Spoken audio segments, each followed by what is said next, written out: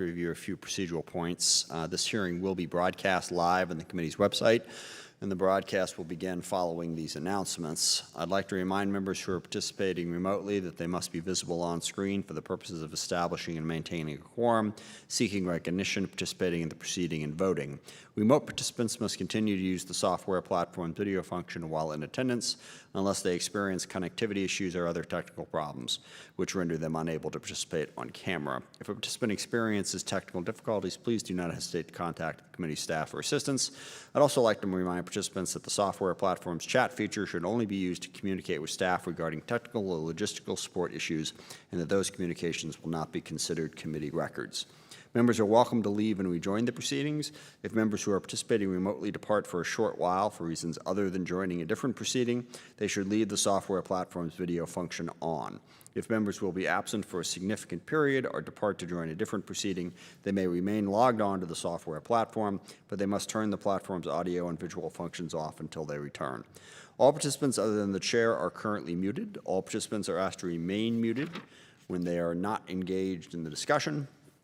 In circumstances in which members are not speaking and they have not muted themselves, I will do so to avoid inadvertent background noise. Well, technically, my staff will do so to avoid inadvertent background noise. Members and witnesses are reminded that they are responsible for unmuting themselves at any time that they wish to be heard during the proceedings. Thank you. We're now ready to begin. And today we are hearing, this is Member Day. To a certain degree, every day is Member Day. But today we're talking about members throughout Congress who wish to express their views as we move forward towards marking up the defense bill this year. So we will have witnesses, members who are not members of the committee who will be testifying. We're going to take them three at a time. You will be each given 5 minutes, though you are not required actually to take the full 5 minutes. But you're given 5 minutes. Then when those three are done, we will open it up to questions. There will be 5 minutes of questions total for the three members. And we have an order here, but we will take members in the order that they show up. And up front, the first three members who are going to testify will be Representative Mary Scanlon, Representative Bill Foster, and Representative Derek Kilmer. So, I'm sorry, don't whisper. Scanlon is dropped off.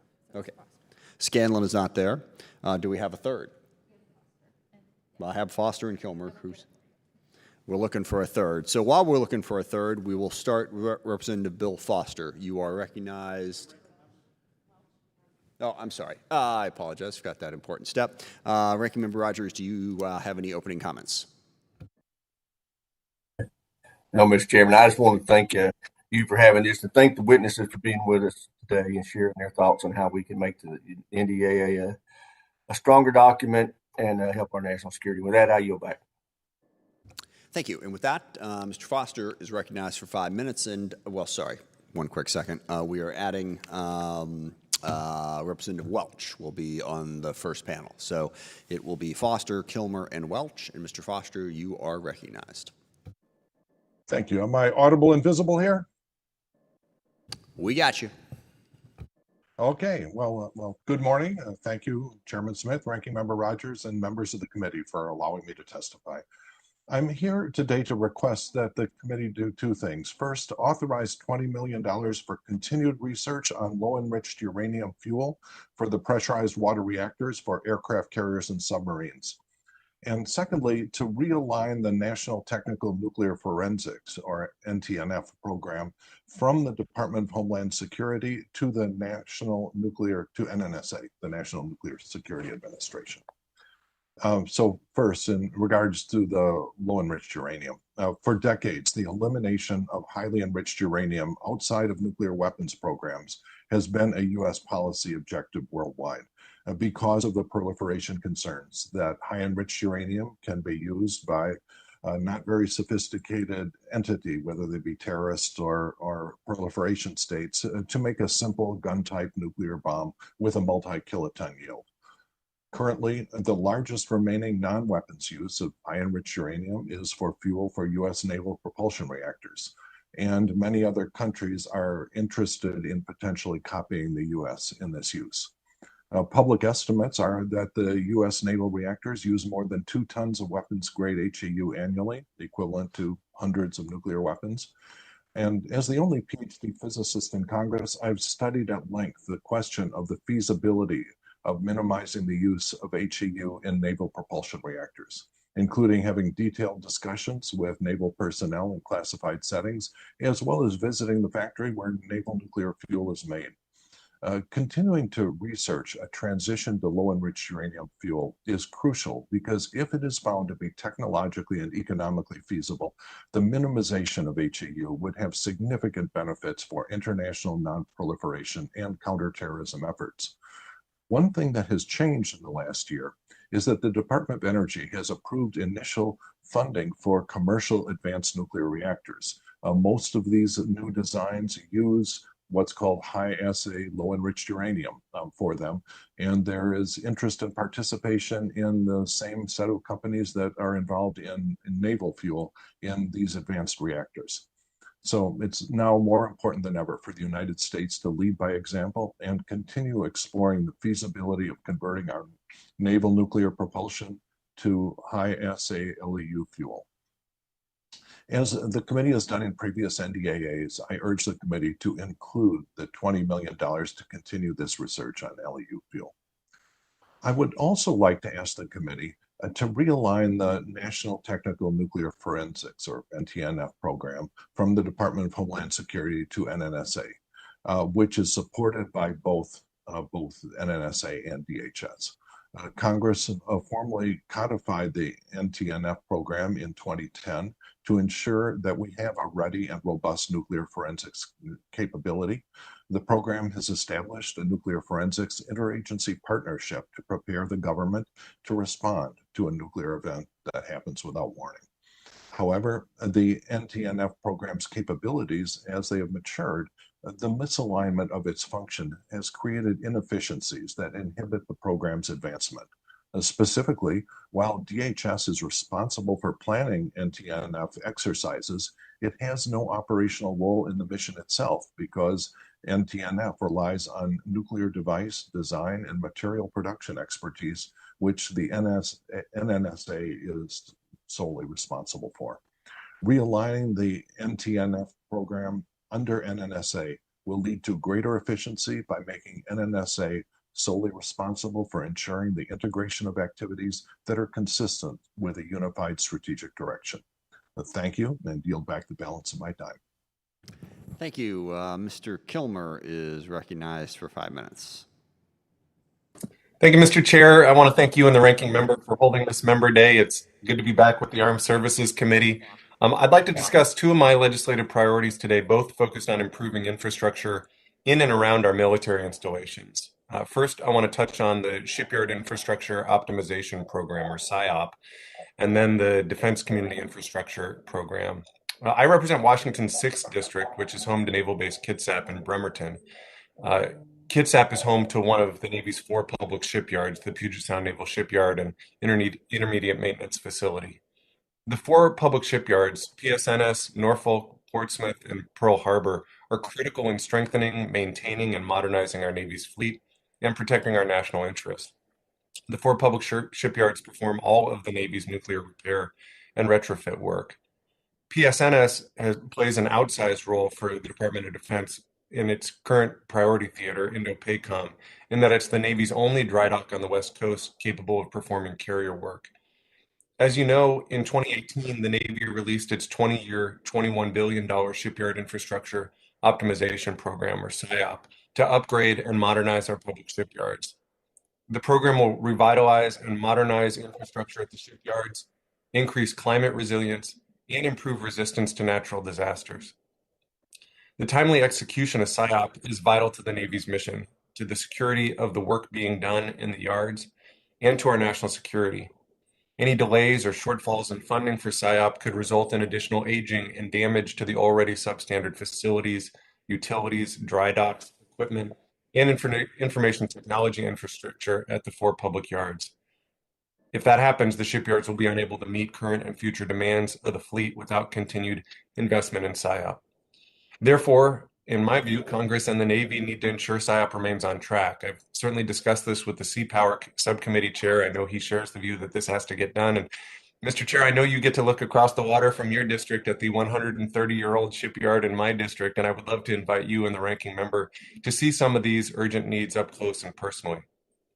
I appreciate your consideration of my request to prioritize the $21 billion currently projected as needed for SIOP, as well as any additional funding identified by the Navy to not modernize our public shipyards in the future. The second priority that I wanted to discuss is the Defense Community Infrastructure Program, or DCIP. This program was created in 2019 to help communities around military installations address infrastructure deficiencies. Grants from DCIP help to preserve and enhance military readiness and security by providing funding for critical infrastructure projects, which support on-base operations and readiness. DCIP's a unique program because it allows the DoD to partner with local communities and share the often expensive costs of infrastructure upgrades.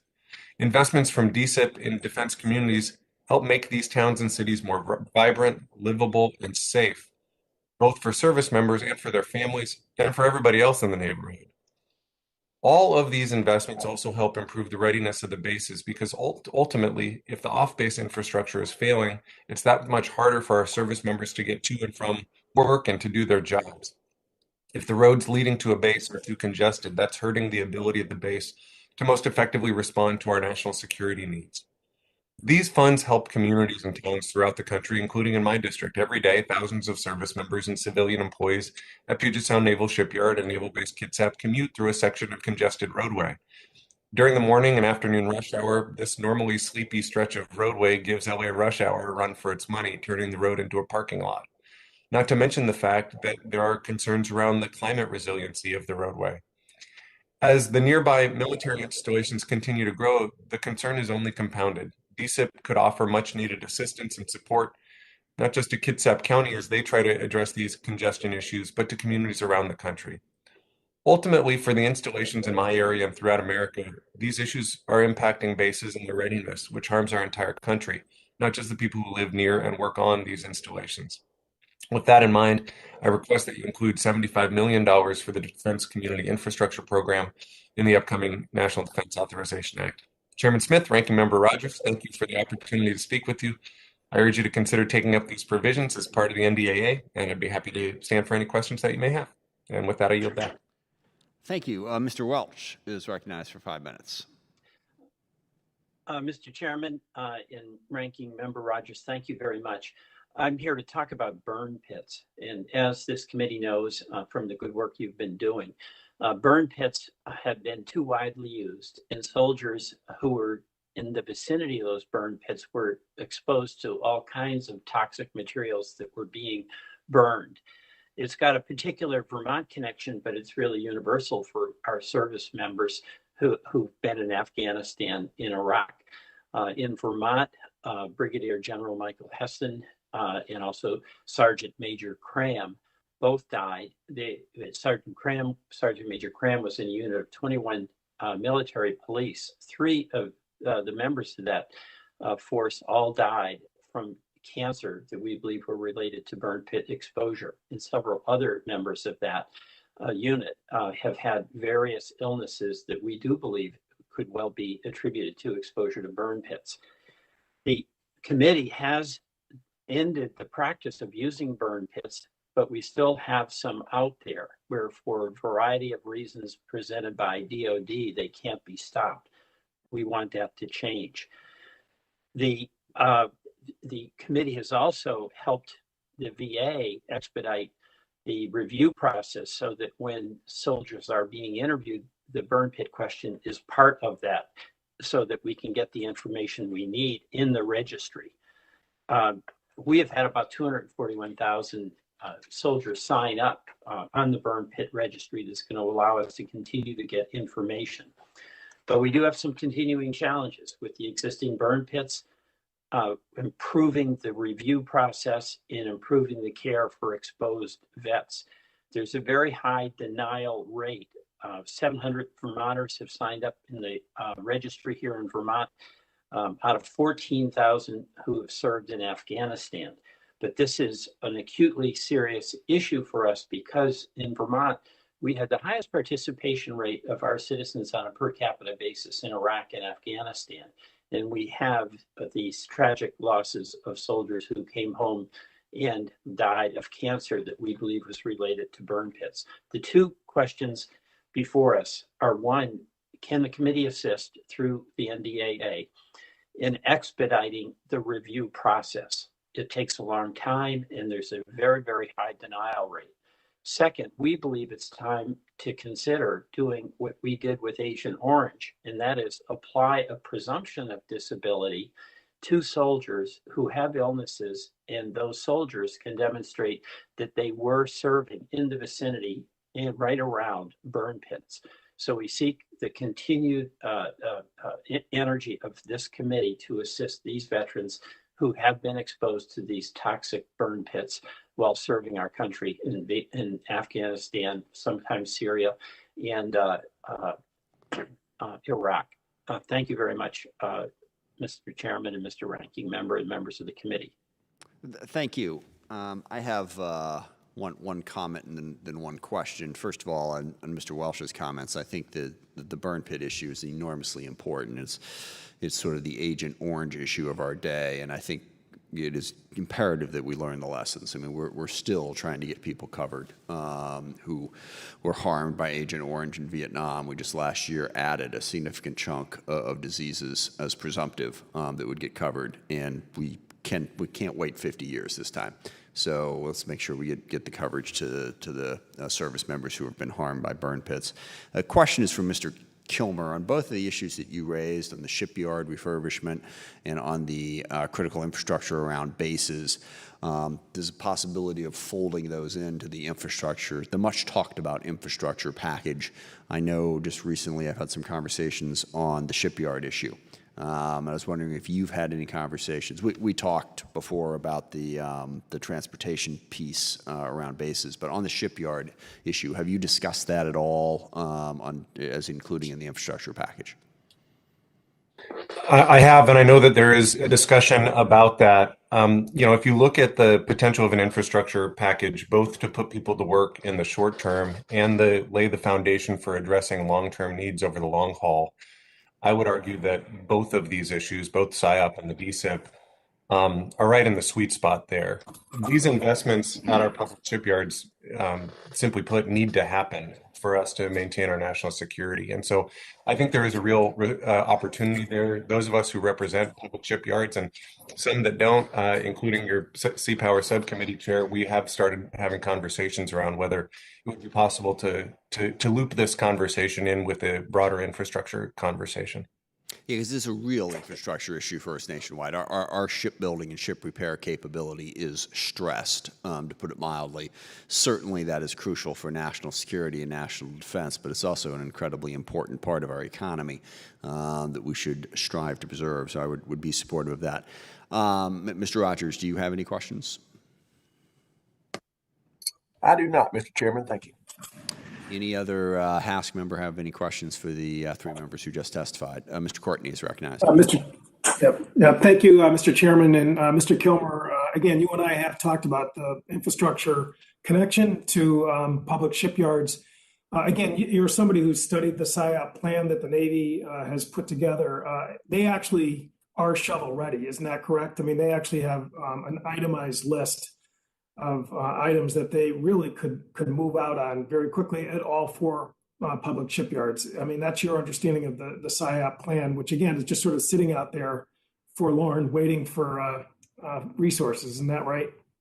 Yeah, there's plenty of work that's ready to roll. I think there's going to be some phasing because it's like a monster game of Jenga at these public shipyards, in that they have to both do the projects to modernize the shipyards and continuing doing the work of the shipyards. So there will be some phasing of the projects, but they are absolutely, to your point, ready to roll on some of these infrastructure projects.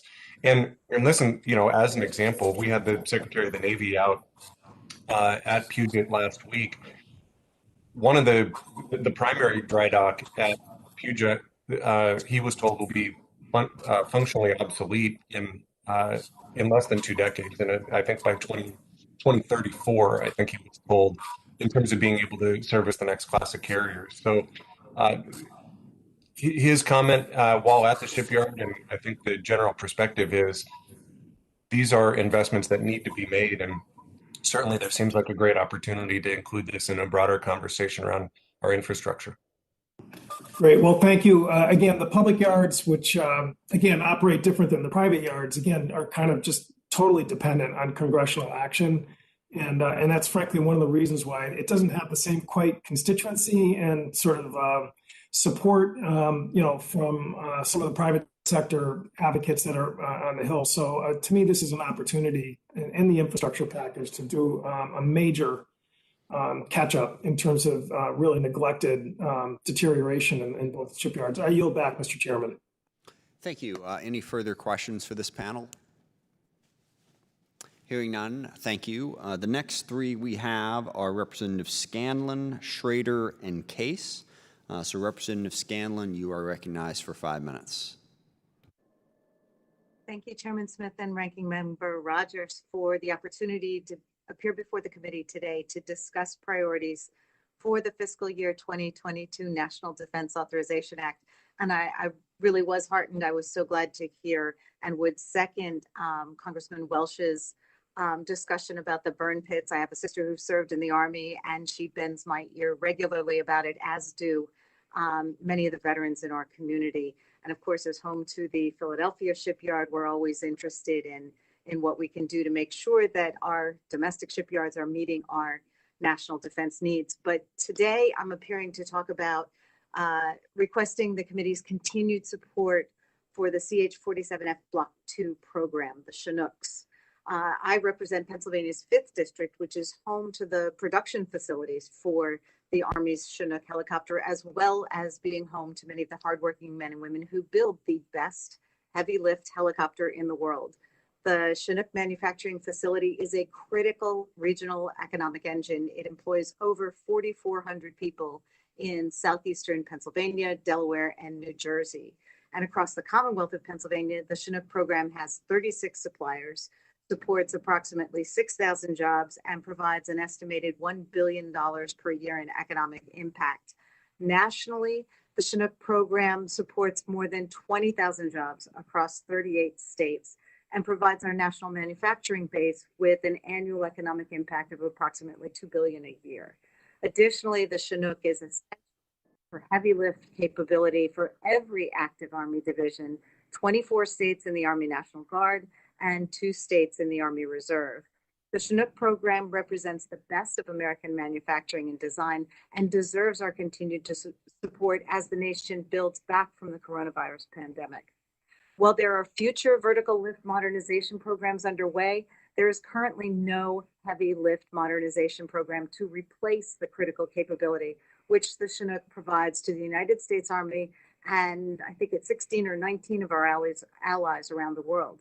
As you know from your oversight, the Chinook will remain the heavy lift helicopter for the Army into the 2060s. The F Block 2 modernization program will allow the Chinook to fly at higher altitudes in hotter temperatures and lift more weight. By the Army's own analysis, the F Block 2 program would save the Army more than $3 billion compared to any other modernization alternatives. And with the first 5 CH-47F Block 2 aircraft authorized by the fiscal year 2021 NDAA and in the fiscal year 2021 Defense Appropriations Bill, the Block 2 program is modernization that's happening right now. And the program is on track to start delivering advanced heavy lift capability to the Army in 2024. Developmental flight testing for the CH-47F Block 2 continues, and the F Block 2 has met all key performance parameters. I understand that Army leadership has finally stated that they'll comply with the NDAA and place the first 5 aircraft on contract this fiscal year. My colleagues and I in the region will be watching closely for that contracting announcement. Less than 4 years ago, the Army certified to Congress that the F Block 2 program was a critical modernization priority, only to backtrack and try to cancel the F Block 2 program, putting the Chinook at a competitive disadvantage and placing thousands of jobs and advanced heavy lift capability at risk. The Army simply didn't deliver on its commitments with the Chinook, and it's unwise for the Army to walk away from the Block 2 program. That's why it's so important for Congress to follow up on its actions in fiscal year 2020 and 2021 and continue its support for the program. For fiscal year 2022, we ask that you support an additional $140.9 million to procure the second 5 CH-47F Block II low-rate initial production aircraft, an additional $52.2 million in advanced procurement to procure 9 CH-47F Block II aircraft in fiscal year 2023, an additional $28.7 million in RDTE funding for F Block II development, and directive report language for the Army to execute the CH-47F Block II modernization program. In closing, the Chinook is critical to the Army, to my district, the Commonwealth of Pennsylvania, our adjoining neighbors, and as you can see from the bipartisan member that I led with Congressman Mike Bost, the Chinook is important for workers, service members, National Guard across the nation. Chairman Smith, Ranking Member Rogers, the entire committee, thank you for your strong support for and commitment to the CH-47 Block II program, and thank you for the opportunity to appear here today. Thank you. Mr. Schrader is recognized for 5 minutes. Thank you, Mr. Chairman. Ranking Member Rogers, appreciate the opportunity to testify generally in favor of the President's defense budget as put forward so far. It looks to be very forward-leaning, but at the same time, fiscally responsible, probably the most fiscally responsible budget that we've seen coming out of DOD in a long, long, long time. And that's important, I think, at this point in time. The Defense Department itself has identified over $125 billion worth of administrative changes, some waste, inefficiencies that they could make to actually augment their budget without having to go into a lot of the domestic priorities that are really, really important at this point in time. So I really appreciate the President stepping up like that. Now, with China and Russia the way they are, I do not believe we should be cutting the defense budget like some folks have talked about. We have to lean in a little heavier. Putin, Jinping are being more and more aggressive. Without the United States to act as a deterrent, I think the world order, frankly, would be in great jeopardy. So I really appreciate that. Particularly like how the President put the Overseas Contingency Operations Fund in the base budget. I mean, it's, let's be honest. We do not need to have a slush fund for the Defense Department. They have plenty of opportunity for weapons procurement, building, making sure that their operations are sufficient in their base budget. There should not be this overseas contingency operation. We're pulling out of Afghanistan. We're moving back on our war footing into a more thoughtful defense posture, supporting hopefully our allies over the long haul.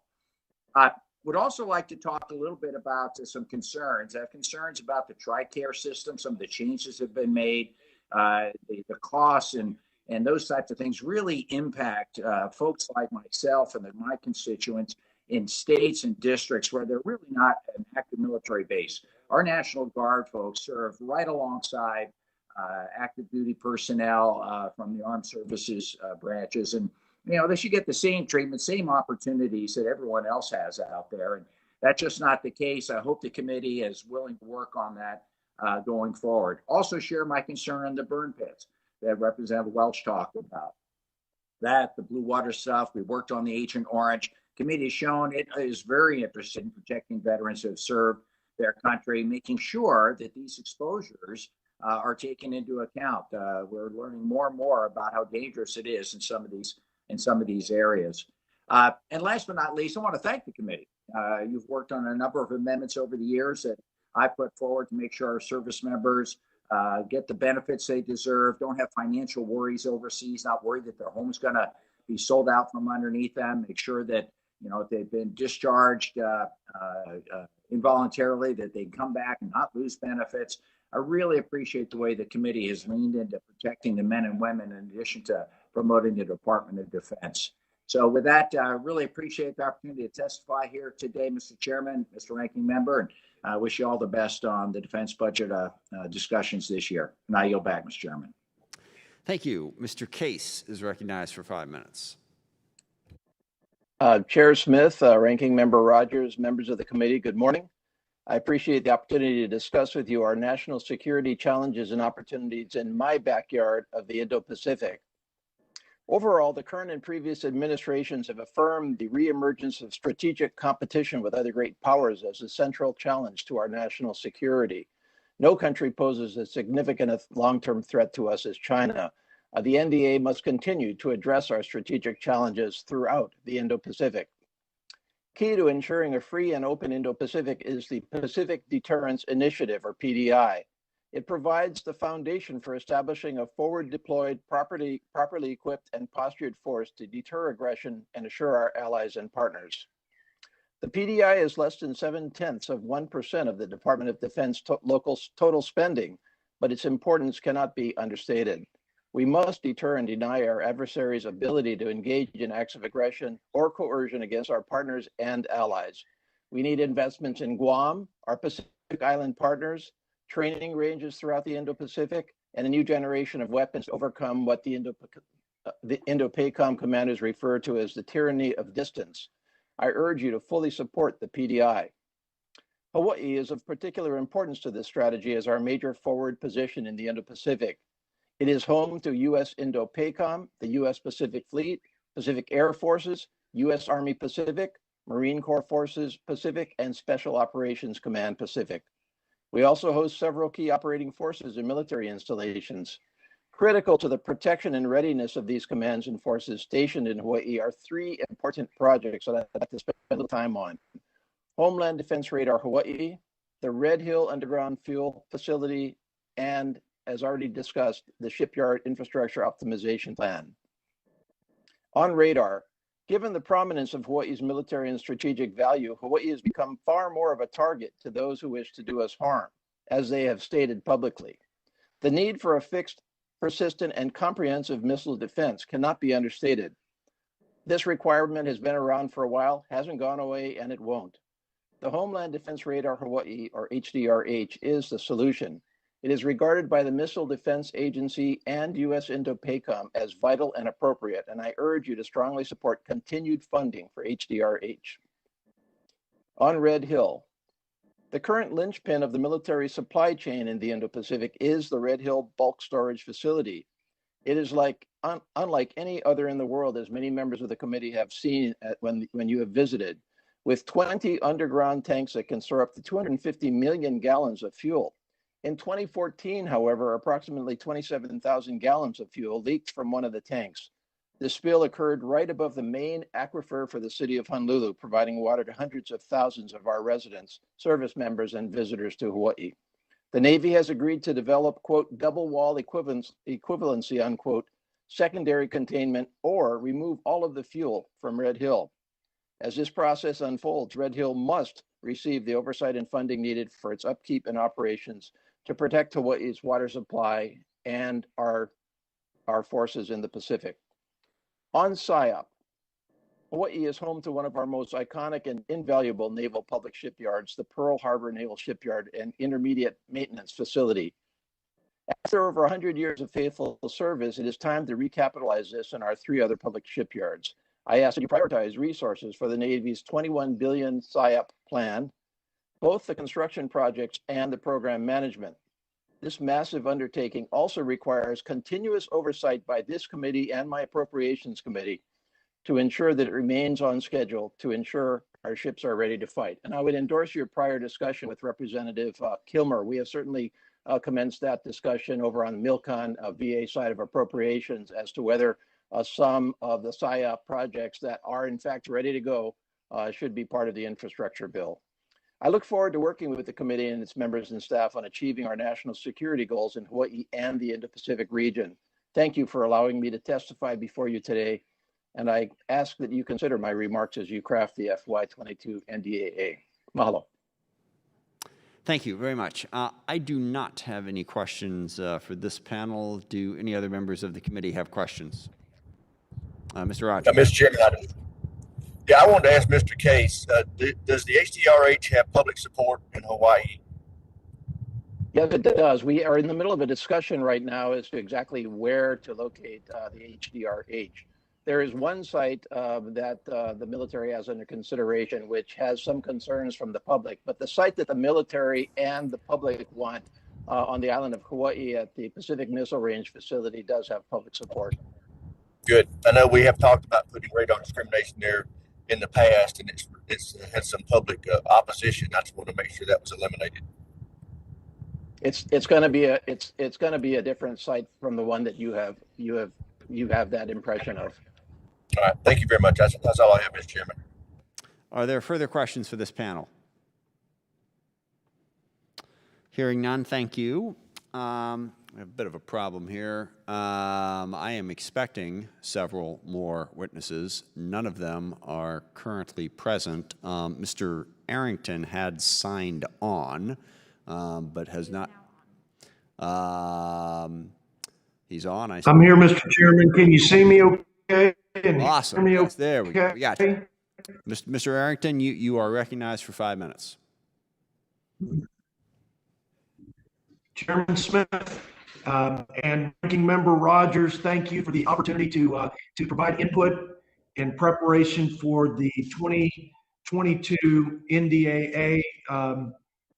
I come from West Texas and represent the largest B-1 bomber base in the country, and proud to be a voice for our nation's airmen and the Air Force, and to work alongside of you all to make sure that we have the absolute best fighting force on the field in every day in defense of our great country, our freedoms, and our interests around the world.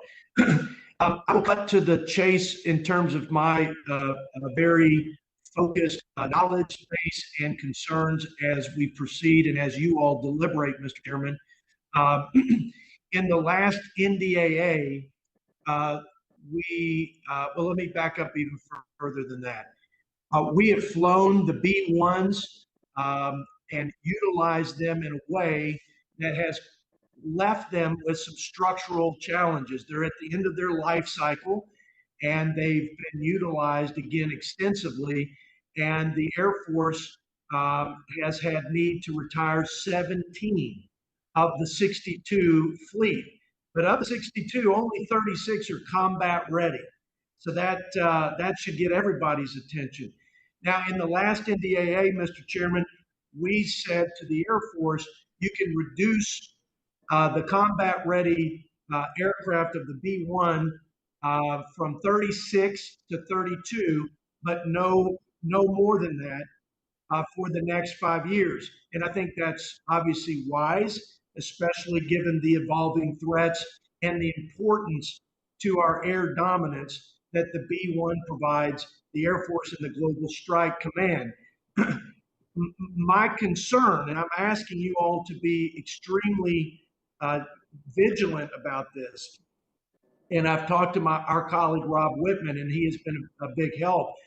We have to make sure that we have, that as these changes are made with the aircraft to ensure that we have the 32 combat coded B-1s, that they are in fact PMAI, they are combat ready, and whatever resources to maintain that in the transition to the B-21, which is the next generation bomber, we need to make that the top priority, because this is a very tenuous and potentially vulnerable situation to be with the tip of the spear now reduced significantly. As I said, 17 retirements and the loss of 4 combat coded B-1 bombers. So my first comment and recommendation and plea to my colleagues, make sure that those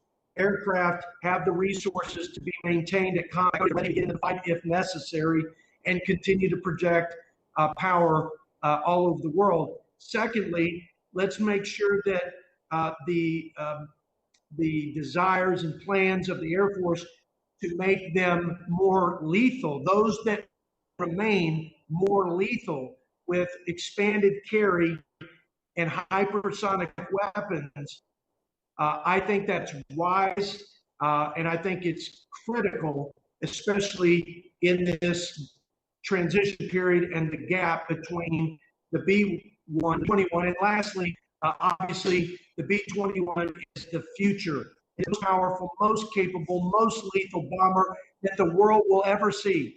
And I'm glad it's going to be on our team fighting for the good guys. And but it's going to be several years down the road. I understand that it's on target in terms of budget and timing. I want to just say whatever we can do to keep that pace and those outcomes, those positive outcomes, and whatever we can do to accelerate it. I ask my colleagues to consider that because of the crucial timing of the B1 to B21. I didn't read from my notes, so I hope all that made sense. But I thank you again for your indulgence, Mr. Chairman, and my friend from Alabama, Mike Rogers, and his leadership. God bless you guys. You're doing the most important job and the first job of the federal government. Thank you. And I appreciate those comments. I think we do have some interesting decisions to make in, well, a number of areas, but in the bomber fleet, you know, as I've told a number of people, one of the most encouraging things that I've heard in quite a while when it comes to defense programs is where the B-21 is at. You know, it's under budget, it's performing as expected, and it's moving forward, and we've learned a lot of lessons.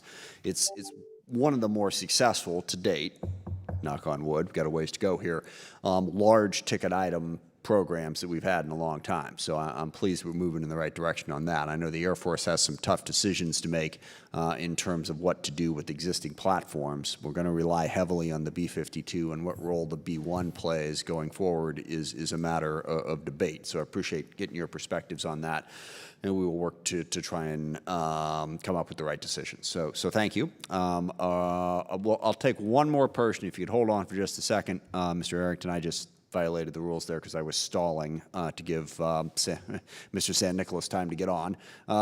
So Mr. San Nicolas is recognized for 5 minutes, and when he is done, I'll then open up to questions for him and Mr. Arrington. Mr. San Nicolas, you are recognized. Deeply appreciate, Mr. Chairman, the efforts to facilitate our participation. It is about 1:42 a.m. here on Guam, so I thank you so much, and I thank the committee for their kindness. Chairman Smith, Ranking Member Rogers, and members of the Distinguished House Armed Services Committee, thank you for the opportunity to testify on our priorities for Guam and the Indo-Pacific region in the development of the Chairman's Mark for the National Defense Authorization Act for fiscal year 2022. As a matter of national policy, in reviewing the hiring practices and policies of the Department of Defense with the ongoing Marine relocation to Guam, it is apparent that there is an opportunity to further align community stakeholder interests on Guam and throughout the country with DoD mission. Key to such alignment is the direct availability of jobs in the communities in which DoD operates when and if such jobs become available. With current hiring practices filtering job offerings and applicants for preference based on specific status categories such as DoD employment, veteran status, spousal status, priority placement, etc., it would be worthwhile to further filter these categories based on community proximity, such as DoD, veteran, or spouse within commuting area, or veteran, DoD member, veteran, or spouse within state or territory. Such emphasis will ensure geographic preference is part of specific and general considerations, making communities within proximity of DoD hiring opportunities direct beneficiaries and strengthening stakeholder relationships. This, Mr. Chairman, will be particularly timely during this need for us to be able to ensure that communities are able to recover as quickly from our pandemic circumstances as possible, by allowing for there to be a community preference consideration based on proximity, whether it's by commuting area or by state or territory, geographic location, or both.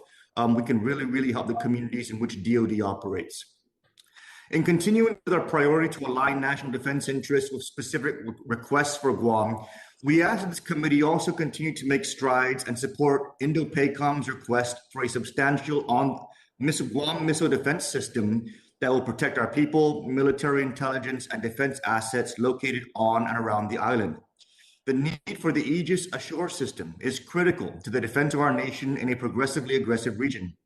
We need to do more to ensure that attacks or threats of attack from our adversaries are mitigated and ameliorated by the presence and potential use of greater response. As noted by Admiral Davidson, the current use of the Terminal High Altitude Area Defense System to protect Guam is not sufficient to address threats posed by China. With all of the investments that we are making on Guam for the interests of the country, the region, national defense, it's imperative that we do not miss the opportunity to strengthen defense capabilities within Aegis Ashore system. Regionally, we are also concerned about communication capabilities facing unique threats, with reports of deteriorating relations of China in the region suggesting that the DoD should take critical steps to secure American information technology assets. We understand that DoD has been addressing this through military-specific initiatives, such as the Mission Partner Environment, with the loss of protected status for information infrastructure in Hong Kong. We face serious threats to our commercial communications and information capacity. The MPE alone may not be sufficient to meet military and civilian needs. We ask that you include language to require DoD to report on activities it is taking to ensure the security of our critical communication links, and explain how it plans to utilize dual-use communication services, such as commercially operated data centers on Guam and other commercial operations that would be of vital use to Department of Defense initiatives when and if those needs arise. And lastly, Mr. Chairman, we would like for the committee to also initiate another study on whether or not there would be a value-added proposition to enhancing our Guam Air National Guard capabilities to include aircraft and flying missions. We are one of only 3 National Guards in the country, Air National Guards, that do not have that capability. And for us to be the front line towards our potential adversaries to the east, I think that this would be something worthwhile to study. That way we can help augment the mission of our active duty and Air Force Base operations. Thank you so much, Mr. Chairman. Thank you again for your consideration and for your facilitation, and I yield back. Thank you. We have also been joined by Mr. Sherman, so we will hear from Mr. Sherman and then we'll take questions. Mr. Sherman, you are recognized for 5 minutes. Thank you, Mr. Chairman.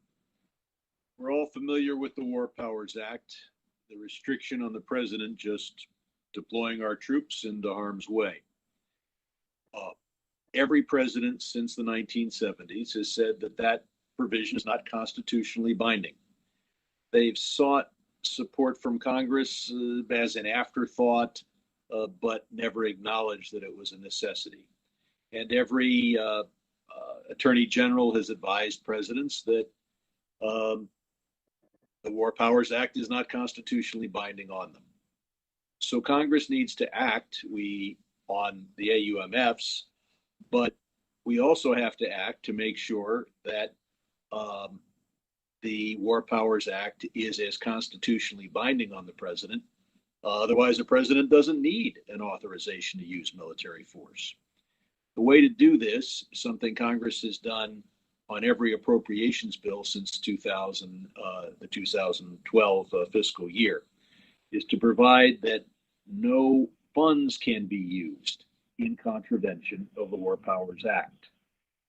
We've had a former Republican Attorney General testify before Foreign Affairs saying that that would be constitutionally binding. And if you look at the Constitution, the power to wage war is dealt with in both Article 1 and Article 2 of the Constitution. Congress can declare war. The president is commander-in-chief. But our power over the purse is vested exclusively in Congress. So we have, it was controversial back when we voted in 2011. There was a series of 4 votes. Division prevailed. And now we have it in each appropriations bill. No fund shall be used in contravention. But now it ought to be part of permanent law, not just law for 1 year. And that's why I hope this year's NDAA specifies that the presidents cannot spend money in contravention of the War Powers Act. I'll also be suggesting provisions for requiring any congressional approval for any unprovoked attack on the Korean Peninsula. I will also be submitting a provision about cooperating more with India and perhaps making India one of our non-NATO major allies. And I do that as chair, Democratic chair of the India caucus, and I expect that the Republican chair of the caucus, Mr. Shabbat, will join me. And finally, I'll be suggesting to the committee a provision preventing defense sales to Azerbaijan until it releases the POWs from its recent war with Armenian forces. So I want to thank the committee for its time. Thank you very much. Do we have any questions for our last three, witnesses is the wrong way, the last three members who testified? I don't have any questions. Mr. Rogers, do you have anything? Mr. Rogers, you're recognized. Yeah, thank you. I wanted Mr. Nicholas to know that I wholeheartedly agree with the request for the shoreside at Guam, that is inadequate. And this should be one of our highest priorities to protect what we know is an early target from any attack. So I feel very strongly about trying to help them with that, as well as Mr. Case with his radar discrimination. We have to recognize those are vital targets. I'm really interested in learning more of Mr. San Nicolas about some missions for your Air National Guard. So if you'll catch me on the floor sometime or whatever, fill me in on what you have in mind. And with regard to Mr. Sherman, I would like it if our committee did have authority or jurisdiction over the AUMF. I think we should, but unfortunately, that's foreign affairs. But with that, Mr. Chairman, I yield back. Mr. Sherman, go ahead. I think this provision will the parliamentarian will let it in NDAA. But thank you. Yeah. Well, we've long had that battle, and I know we're actually working with the bipartisan group of members on both armed services and foreign affairs that are interested in the AUMF. It's a very sticky wicket. In principle, certainly Congress should reassert more authority, but there's considerable disagreement on how to express that authority between those who want to rein the president in more and those who are worried about reining him in too far. Threading that needle is something I've on and off worked on over the course of the last 10 years, obviously without success. We've stuck with the status quo just because we can't come to agreement on how to change it. I know there are a lot of members who are really focused on figuring that out, and I applaud those efforts, and we'll see how they play out. And I'm certainly in conversations with Chairman Meeks on foreign affairs about how he wishes to handle it. I know the Foreign Affairs Committee is pursuing options at the moment as well. And on the missile defense front, Guam is a fundamental question. Certainly that is the top priority that Admiral Davidson has put in front of us every year on Indo-PACOM, is coming up with a better defense system for Guam. It is certainly his top priority in the region, so that has gotten our attention, and we will consider that request. And as I said to your predecessor, Ms. Bordallo, whenever we were working on these, work on the Senate. The Senate has always been a challenge when it comes to Guam for a variety of different reasons. So we need some Senate allies. So when Mr. Rogers and I get into conference, we have some friends on the Senate side to back up the requests from Guam. So appreciate your work. Does anyone else have any questions for these members? Hello, Chair. This is Kai and Ho. I have a question for Rep. San Nicolas. Please, go ahead. Well, thanks so much. And Hafaday, Rep. San Nicolas. I know it's early there in Guam. Chair, having just spent about 4 hours at Indo-PACOM yesterday, I can also assure you that the new Indo-PACOM commander, Admiral Aguilino, his top priorities as well are Guam and the defense of Guam. And obviously, that is not suitable or capable for the increasing emerging threats from both China and/or North Korea and their intermediate range ballistic missiles. I think my question, I have two questions. One, kind of piggybacking off the ranking member's previous question to Congressman Case about the Homeland Defense Radar Hawaii, is the first one would be, is there public support for Aegis Ashore on Guam in terms of sighting Aegis ashore there? And then my second question would be also along the lines of the Air National Guard adding a flying platform there.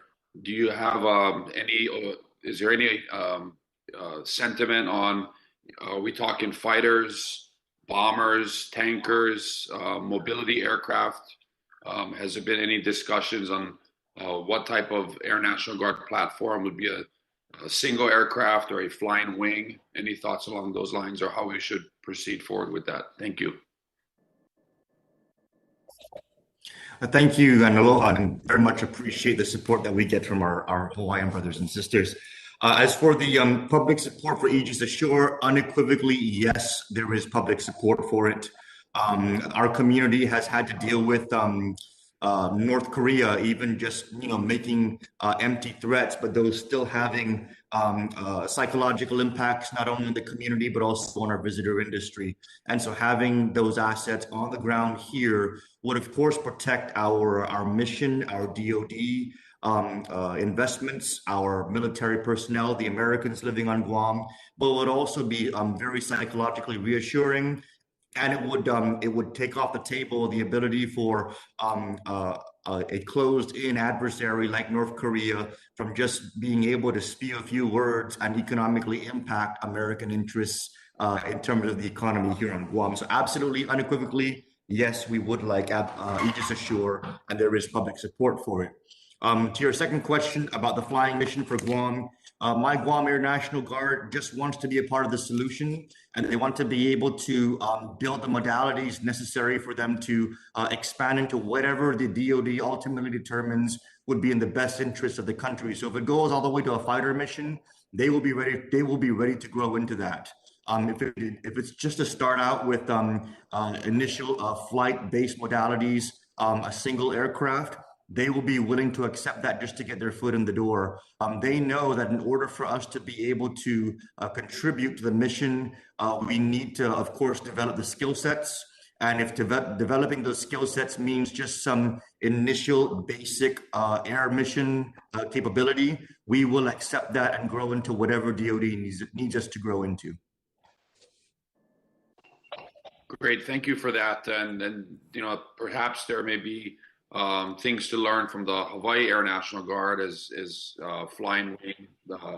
We have F-22, C-17s, KC-135s, and there might be some coordination that the Guam Air National Guard can do with the Hawaii Air National Guard. And I couldn't agree more. Guam is absolutely critical to our national defense in the Pacific. And, I just want to mahalo Representative San Nicolas and the people of Guam who, allow our United States military to have very, very robust operations on the island of Guam, and are continuing to do that as we move Marines over from Okinawa. There's a lot that the people of Guam have, welcomed the United States military with. And so thank you so much, Rep. San Nicolas, and aloha. Thank you. Any further questions? Hearing none, that is all the member testimony we have. Before we go, I do have to get a unanimous consent to have the written testimony that has been submitted by members put into the record. Is there objection? Hearing none, so ordered. That is all I have. Mr. Rogers, do you have anything for the good of the order? I do not, other than thank the witnesses for their time and efforts. Likewise, I thank them and look forward to working with all of you as we work to produce the National Defense Authorizing Act again this year. And with that, we are adjourned.